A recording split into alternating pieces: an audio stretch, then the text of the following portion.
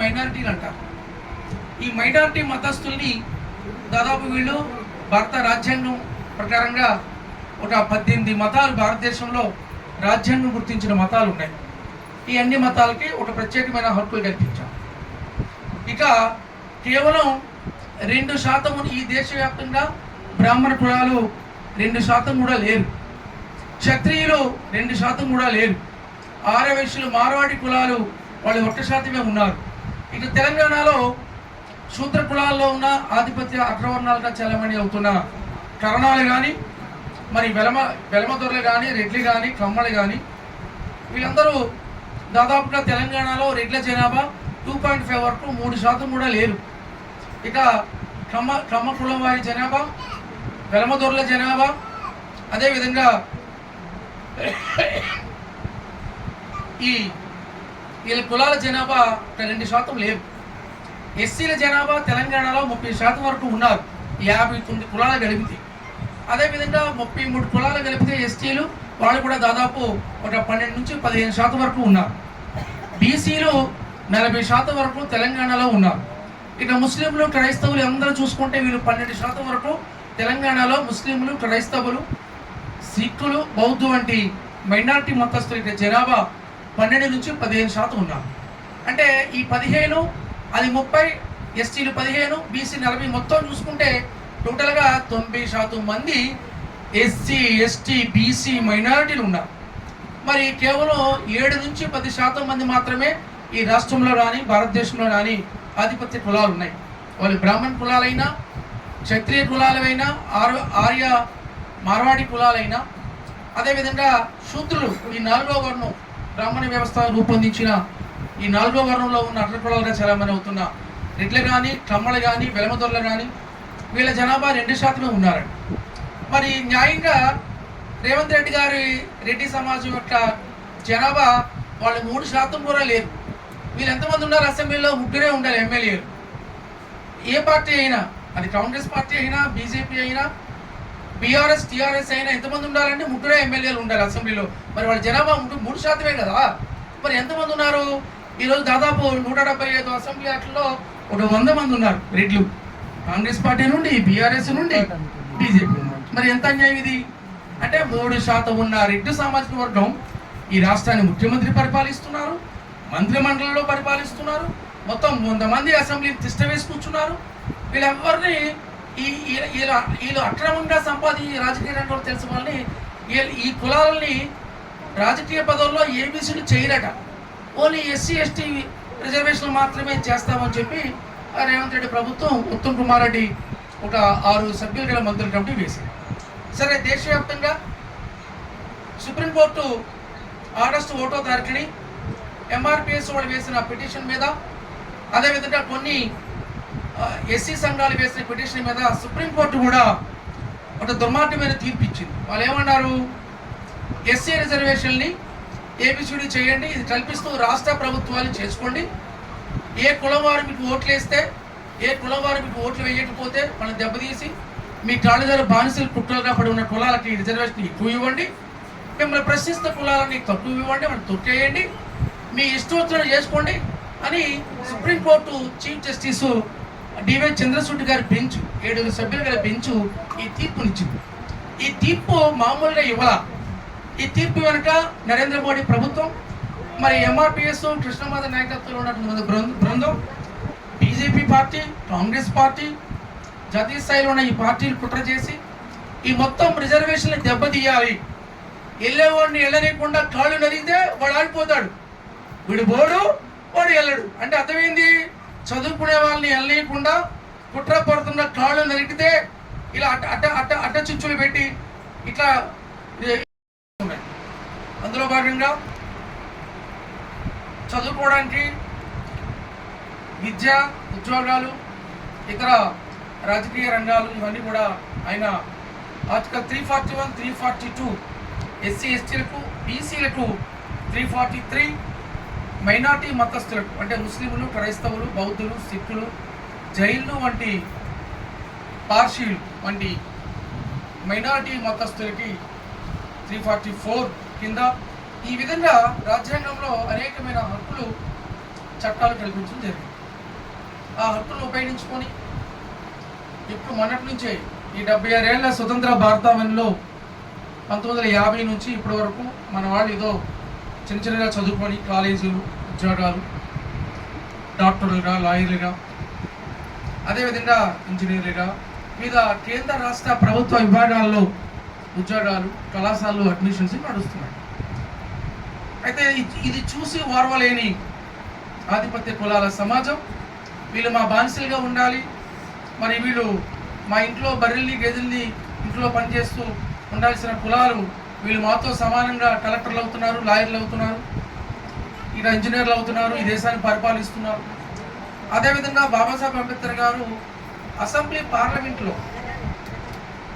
పెంట కుప్పల మీద పడి ఉన్న ఈ జాతుల్ని తను స్కూల్ బయట వెలివేయబడ్డ స్కూల్ బయట చదువుకొని మన జాతిని, అప్పుడు ఈ జాతి అంతా పెంట కుప్పల మీద ఉండే జాతి, వీళ్ళందరినీ అసెంబ్లీలోకి, పార్లమెంట్లలోకి, మున్సిపల్ కార్పొరేషన్లోకి, ఇలా అన్ని స్థాయిల్లో రాజకీయ రంగాల్లో అవకాశాలు కల్పించడం ద్వారానే ఈరోజు మన వాళ్ళు చాలామంది మంత్రులుగా, ఎమ్మెల్యేలుగా, మున్సిపల్ కార్పొరేటర్లుగా, మేయర్లుగా, ఎంపీటీసీ, జెడ్పీటీసీ, జిల్లా పరిషత్, పంచాయతీ నుంచి పార్లమెంటు వరకు మన వాళ్ళు ఈరోజు ఈ రాజ్య అధికారంలో భాగస్వాములుగా ఉన్నారు.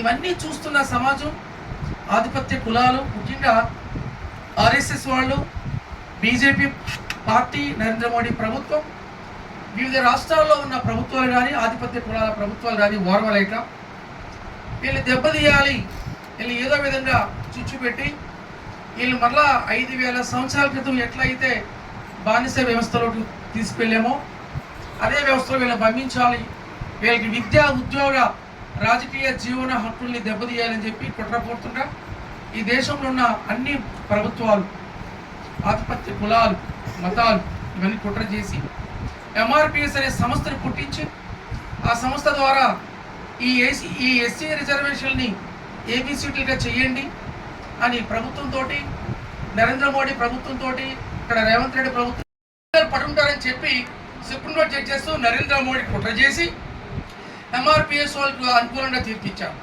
సుప్రీంకోర్టు తీర్పు ఇవ్వకూడదు. సుప్రీంకోర్టు రాజ్యాంగం చెప్పిన ప్రకారంగా చేయాలి. ఇక్కడ తెలంగాణ హైకోర్టు అయినా, ఆంధ్ర హైకోర్టు అయినా, 29 రాష్ట్రాల హైకోర్టు అయినా, సుప్రీంకోర్టు అయినా ఏం చెప్పాలి? ఖచ్చితంగా ఇది రాజ్యాంగానికి వ్యతిరేకంగా ఉంది, ఇది మేము జోక్యం చేసుకోలేము, వాళ్ళని ఈ 59 కులాలని కట్టనట్టి అంబేద్కర్ గారు ఒక ఐక్య శక్తిగా పెట్టారు, దాన్ని విడగొట్టకూడదు, తేనె పట్టుని కదిలించకూడదు, దీనివల్ల నష్టం జరుగుతుంది. మొత్తం 29 రాష్ట్రాల్లో కూడా ఒక కులం ఇట్లా రకరకాలుగా కొంతమంది అవకాశాలు అందిపుచ్చుకుంటున్న పరిస్థితి ఉంది. మొత్తానికి రానియకుండా వీళ్ళని రాజ్యాంగబద్ధంగా వీళ్ళని శక్తి చేయాలి, ఈ అంటరాని కులాలందరూ కూడా అట్లాగే ఉంచాలని చెప్పి రాజ్యాంగం చెప్తుంది. దీనికి వ్యతిరేకంగా మీరు తీర్పు ఇవ్వమని చెప్పాలి. కానీ అట్లా ఇవ్వకుండా ఈ ఆధిపత్య పార్టీలు, ప్రభుత్వాల యొక్క ప్రయోజనాలు, ఓట్ బ్యాంక్ రాజకీయాలు, ఓహో ఈ కులం మాకు ఓట్లు వేస్తారు, ఈ కులం మాకు ఓట్లు వేయరు. చాలా సంవత్సరాలుగా ఈ ఎస్సీ కులాల్లో ఉన్న కొంత ఈ మాలామాది కులాల్లో ప్రధానంగా కాంగ్రెస్ పార్టీకి ఓటు పునాదిగా ఉన్నారు. ఈ దక్షిణ భారత రాష్ట్రాలలో ఆంధ్రప్రదేశ్, తెలంగాణ, కర్ణాటక, తమిళనాడు, అదేవిధంగా కేరళ వంటి రాష్ట్రాలలో, ఇటు మహారాష్ట్ర వంటి ఇదంతా దక్షిణ భారత ఈ దక్కన్ పీఠభూమి ప్రాంతం. ఈ ప్రాంతాల్లో బీజేపీకి అంత పునాది లేదు. వాడు ఏదో దేవుళ్ళు కబుర్లు చెప్పి మరి ఈవీఎంలు మార్పింగ్ ద్వారా అధికారులు వచ్చి కిషన్ రెడ్డి లాంటి వాళ్ళు, ముక్కో బండి సంజయ్ లాంటి వాడు కానీ అలా ఈవీఎంల ద్వారా ఎంపీలు అయిపోయి ఏదో నాటకాలు చేస్తున్నారు తప్ప ఆ పార్టీ ఇక్కడ పునాది లేదనే విషయాన్ని గ్రహించి ఎట్టి పరిస్థితుల్లో సౌత్ ఇండియాలో హైదరాబాద్ కేంద్రంగా బీజేపీ పార్టీ బలపడాలంటే ఏం చేయాలి? అయితే ఎస్సీ కులాల్లో ఉన్న ముఖ్యంగా ఒక ఎంఆర్పీ సామాజిక వర్గాన్ని అడ్డం పెట్టుకుంటే, మరొక కులాన్ని దూరం చేసుకుంటే, ఈ విధంగా ఓట్ బ్యాంక్ రాజకీయాలకి వాళ్ళు కుట్ర చేసి వాళ్ళ రాజకీయాలు వాళ్ళకి అనుగుణంగా ఈ ఎస్సీలందరినీ దెబ్బతీయాలని చెప్పి సుప్రీంకోర్టుకి బీజేపీ, నరేంద్ర మోడీ ప్రభుత్వం కూడా ఈ తీర్పునిచ్చింది. అయితే ఈ తీర్పుకి వ్యతిరేకంగా దేశం అంతా ఆగస్టు 21వ తారీఖున భారత బంద్ నిర్వహించారు.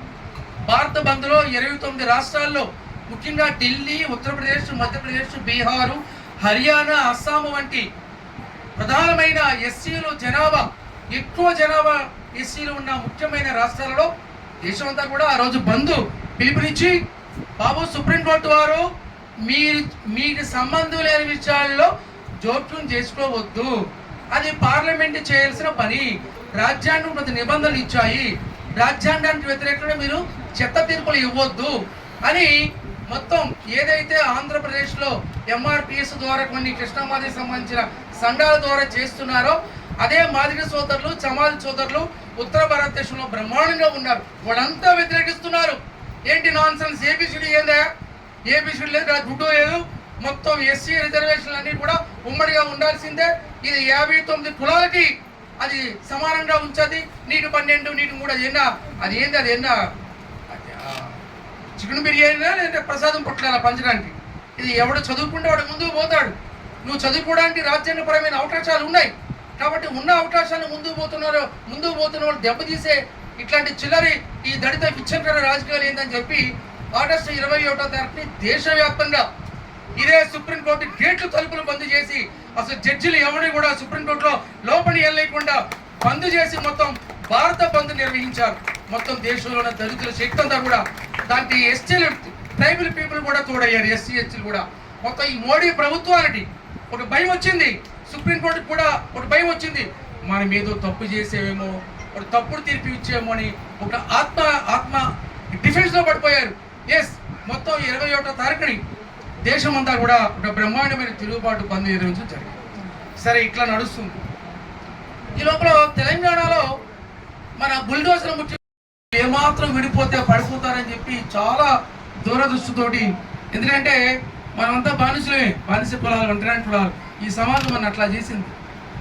ఈ 59 కులాల్ని ఒక జాబితాలో పెట్టాం. ఇక ఎస్టీలు దాదాపు 33 తెగలు ఉన్నాయి. లంబాడి అని, గోండువారి అని, ఇరుకుల, యానాదుల, కోయ, ఇట్లా ఆదివాసీ కులాల మొత్తం 33 తెగలు ఎస్టీలు ఉన్నారు. వాళ్ళందరినీ ఈ సమాజానికి, ఊరికి ఎక్కడో అటవీ ప్రాంతాల్లో Rajasthan Morcha news channels, Telangana state staff reporters Mohammed Chand Pasha. आज जो दलित बोधना पार्टी जो हमारे हाई कोर्ट के जो एडवोकेट साहब हैं, आज बशीरबाग में जो प्रेस क्लब में जो मीटिंग करे हैं, बशीरबाग हैदराबाद तेलंगाना में। और ये जो पार्टी के जो हमारे कार्यकर्ता साहब बात करना चाह रहे हैं, उनके ज़बान से सुनेंगे।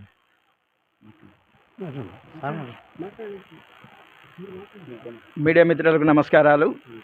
ఈరోజు ఆంధ్రప్రదేశ్లో ఎస్సీ వర్గీకరణకు వ్యతిరేకంగా మేము ఈ కార్యక్రమం చేస్తున్నాము.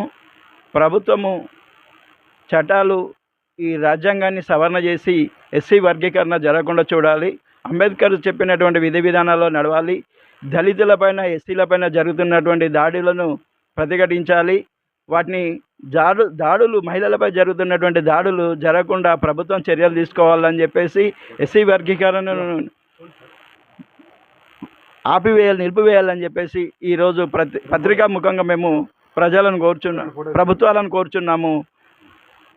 ఈరోజు ప్రభుత్వాలు వెంటనే స్పందించి ఎస్సీ ఎస్టీలకు, బీసీలకు, అందరికీ సామాన్య జనానికి న్యాయం చేయాలి, సామాన్యులను ఆదుకునే విధంగా ఉండాలి. ఈ హైడ్రాను కూడా ఆలోచించాలని చెప్పేసి మేము ఈరోజు ప్రభుత్వాన్ని కోరుచున్నాము. మీ పేరు సార్? నీరజ్ శంకర్, ఏ పార్టీ మీది?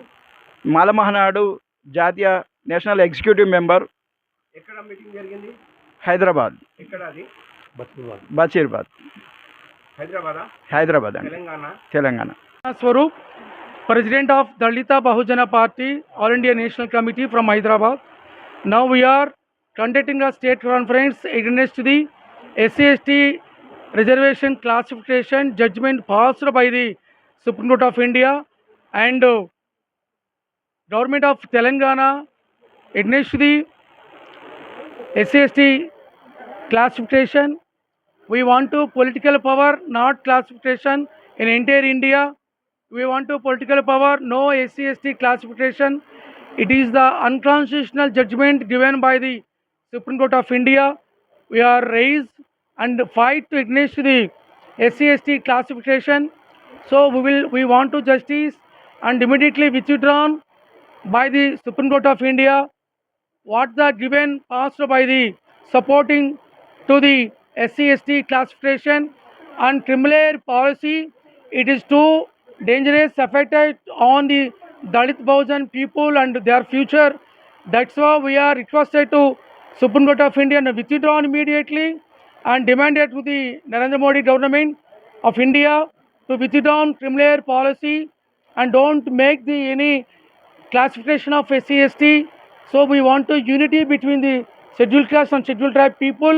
We demand to the government of India to withdraw the SC/ST unconstitutional classification policy and criminal policy, and the honorable judges, Chief Justice of India, D.Y. Chandrachud bench to withdraw the SC/ST classification judgment. It is very clear the against the Constitution of India as per Article 341, 342. It is shown clearly it is against the judgment of the Constitution. So we want to no SC/ST classification. We want to political power in India. We want to social justice. So we want to political aspects. No any classification between SC/ST or BC, OBC communities. So if the Supreme Court judgment passed, we definitely we have to lose to my future and by the criminal system or BC or SC/ST people. So that's why the Honorable Supreme Court of India to immediately withdraw the SC/ST classification and criminal system. Okay. We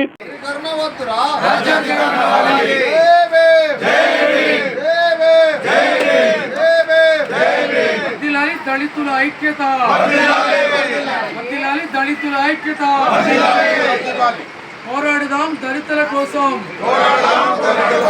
వర్ధిల్లాలి అంబేద్కర్ ఆశయాలు,